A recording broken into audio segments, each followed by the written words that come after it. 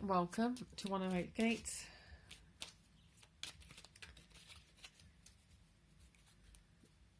Just to let you know, there's a new video up on 108 Gate Insta. It was live this morning. Interesting concept, interesting reading. And now we're here. Optimism. Look up and look brightly. Definite assertiveness required, definite confidence needing to be utilised. So finding out what of those what assets you have that work for your benefit in a way that's for your higher good, and letting them be nurtured, letting them be nourished, giving them space to grow and take on a new perspective within yourself. So you may be seen as a strong person in a certain context. Now letting that strength go into another context and being strong in a new context, utilising that strength, utilising that courage, utilising the resourcefulness. If you're resilient, how is resilience coming in and able to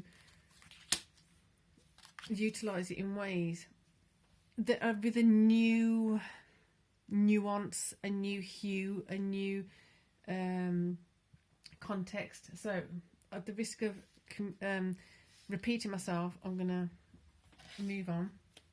So optimism, awareness and communication. So with this awareness of your optimism, feeling, where's it coming from? Is it coming from something you've achieved? Is it coming from is it just coming from a feeling of being in a good space right now? Is it coming from feeling there's hope regarding something that you didn't have before? Where is this optimism coming from? Is it that someone has started encouraging you that you didn't have encouraging you before? Look to those sources and open your heart, open mind to it a bit more, to open up the gap, open up the space for more of it to come through. So I don't know if you just noticed the sun kind of has, it kind of went down, then it came back in again. So it's like coming in and out in the room. That same kind of concept of like you're letting in the goodness. Don't let fear close you back up against it. You can't continue receiving it.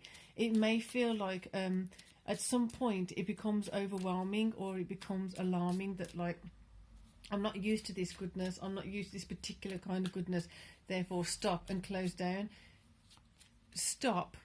Try not to close down. Just assess. Be aware. What is different? Is it actually a threat or not? I think those of you who understood it in a past in a past reading, and understand and get in the nuance of this energy, because it's come up a few times now. It's going in to harness it deeper, harness it on another level, harness it to the point of being aware and sensitive of those around you, of those in your vicinity, in and around your vicinity. There's a lot of energy here. So communicating truthfully with yourself. When someone's communicating something to you, are you listening? Are you listening from your perspective or their perspective? So we've got the Three of Cups. Something is to be celebrated, and this also feels like a jovial, nice energy as well. Coming together, creating memories, creating energies, creating a vibe.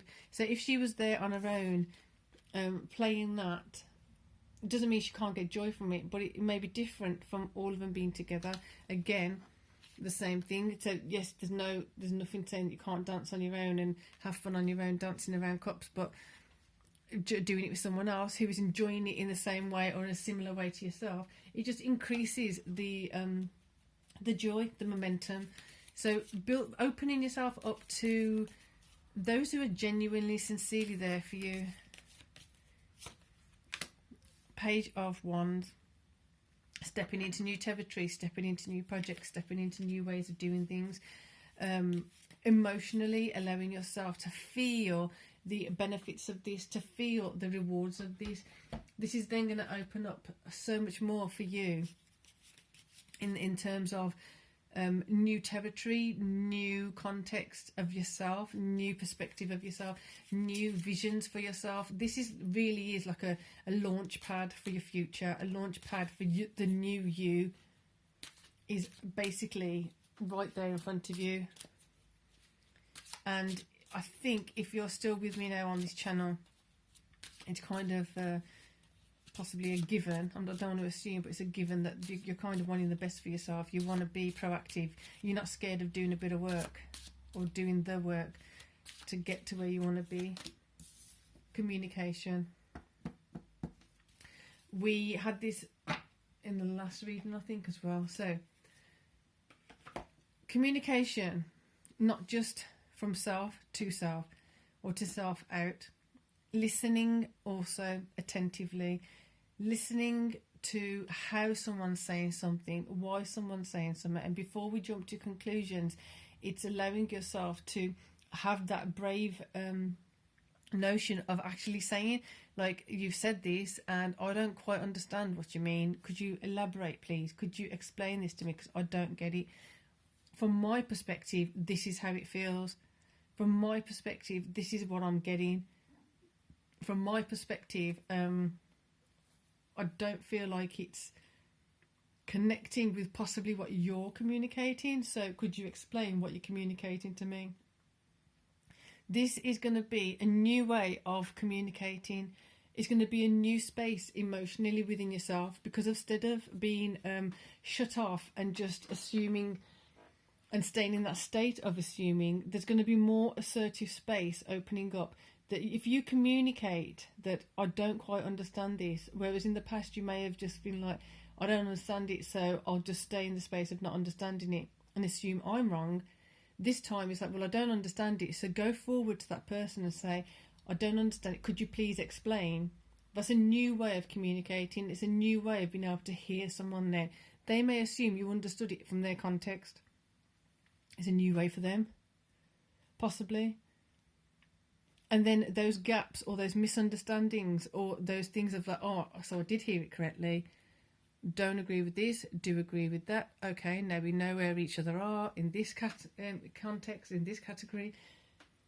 Bringing it in, having a more fluid conversation with more earnest kind of humility and grace. Letting the fear or letting the resentment just dissolve.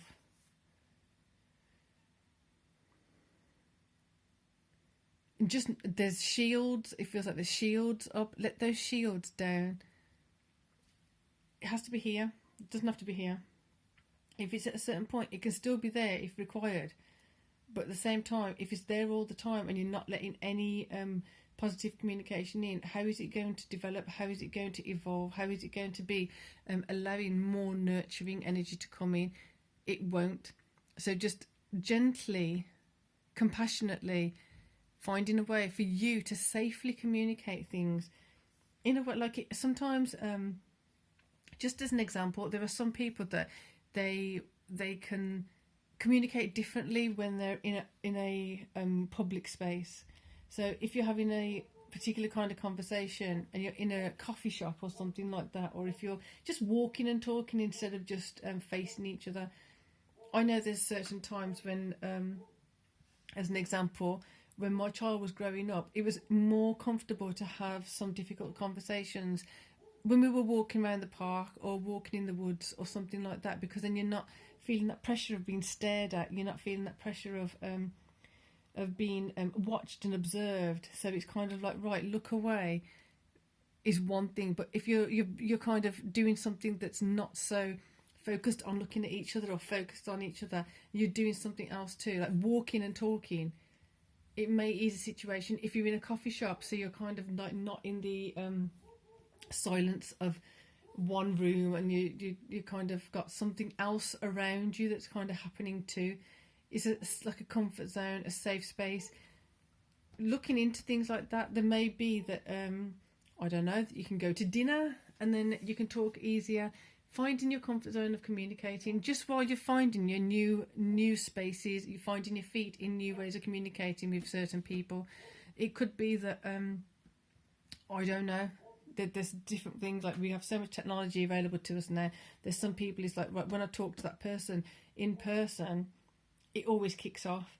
But when I talk to them in the email, and I'm able to get everything I need to say out, and they have that time to read what I've actually trying to say, they have that time to process it, and then when we see each other next, we can discuss it in a certain manner. Like, I don't know, there's some people who would disagree with that. There's some people that say, well, I agree with that. There's some people only use that kind of method. I don't know. You figure out what works for you, and don't be scared. Don't be reluctant to utilize that, because it may be you need to give someone a heads up. We need a chat. Whereas other people, you talk to them and they're like, you know what, we need to talk about something, and they're ready and willing to have the conversation then and there on the spot. Everyone's different. So it's not just about what's comfortable for you, but it's also recognizing what's comfortable for others too. Because when you show compassion to others, the likelihood of them showing compassion to you increases. So I hope that helped. It's a bit of a it feels like a comma, kind of a comma reading, like there's another part of the sentence to come after it, but this is like a comma. You can do this, comma. I don't know how to explain it any other way. Something else is going to come after it. First, we're going to communicate with each other properly in a loving way, listening and talking. So YouTube here, Instagram there. There is a 108 Gate Insta where we've just done a live reading this morning, and so lovely to see you there too. And share. There might be someone else who you feel may benefit from it. Sometimes that's a way of communicating too. You're having a difficult situation or a difficult way of saying something to someone. There's many times where I've shared a post with someone when I'm trying to get a point across and I don't know exactly how to say it. Share the point. It's like, well, see this person saying like that, then we can discuss it. Or if it's ignored, it's like, right, okay, so I'm not ready to go there. There's different ways of doing it in a compassionate, just feeling it out attentively and gently and reading the room. So for now, peace and love.